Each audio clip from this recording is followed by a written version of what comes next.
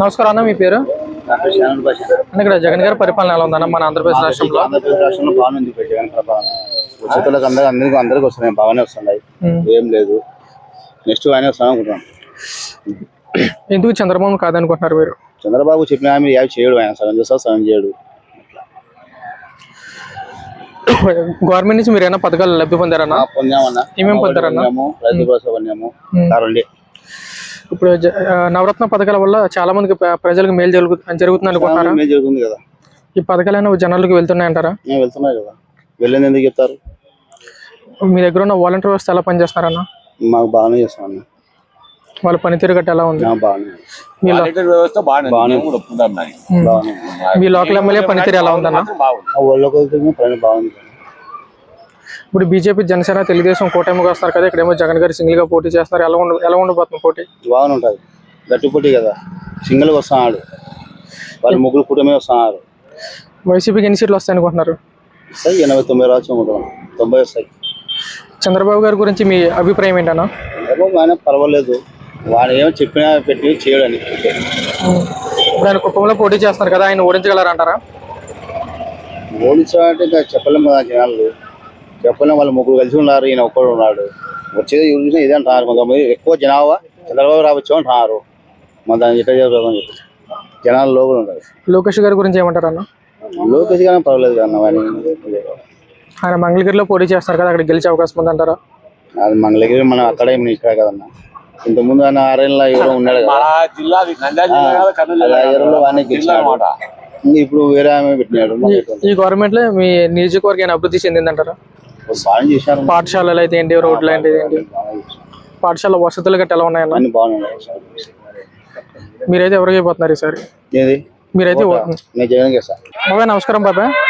ఇక్కడ జగన్ గారి పరిపాలన ఎలా ఉంది మన ఆంధ్రప్రదేశ్ రాష్ట్రంలో? ఈసారి ఎన్నికలు వస్తున్నాయి కదా, మీరు ఎవరికి వేద్దాం అనుకుంటున్నారు? ఏ ప్రభుత్వం వస్తే మంచిది అనుకుంటున్నారు?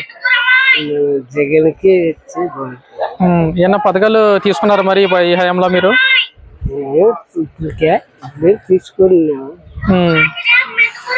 స్కూల్స్ కానీ మీ ఊర్లో రోడ్లు కానీ ఎలా ఉన్నాయి జగన్ గారు వచ్చిన తర్వాత?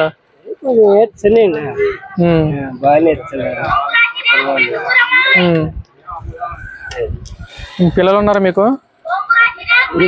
ఈ పిల్లలకి అమ్మఒడి గట్ట వస్తుందా? మరి ఇంతకు ముందు వచ్చేదా? అది అమ్మఒడి చేసినాడు, బడి స్కూల్ చేసినాడు. ఎవరు? చంద్రబాబు గారి హయాంలోనా, జగన్ గారి హయాంలోనా? జగన్ చంద్రబాబు గారి హయాంలో ఏమైనా వచ్చినాయా? అప్పుడు ఏమో మాకేం రాదు. జగన్ గారు వచ్చిన తర్వాత వచ్చినాయి మీకు?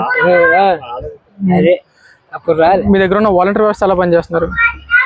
వాలంటీర్ బాగానే చేస్తున్నారు. పింఛన్ వస్తుందా బాబాయ్ మీకు? నాకు పింఛన్ రాదు. ఈసారి మీరు ఎవరికి అయిపోతున్నారు?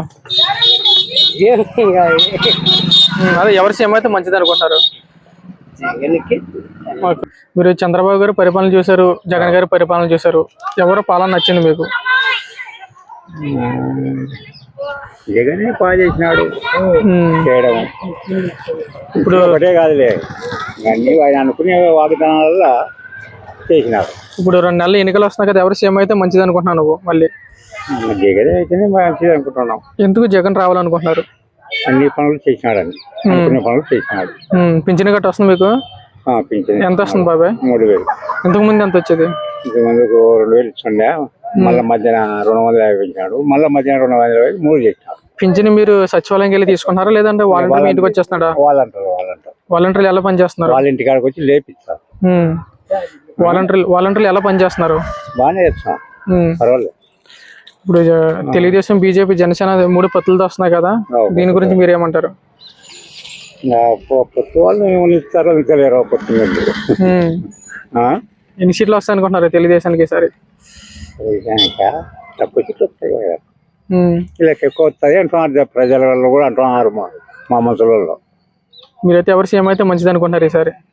ఇంకా జగన్ వస్తాయని అనుకుంటున్నాం మేము వల్ల. Please subscribe dot news.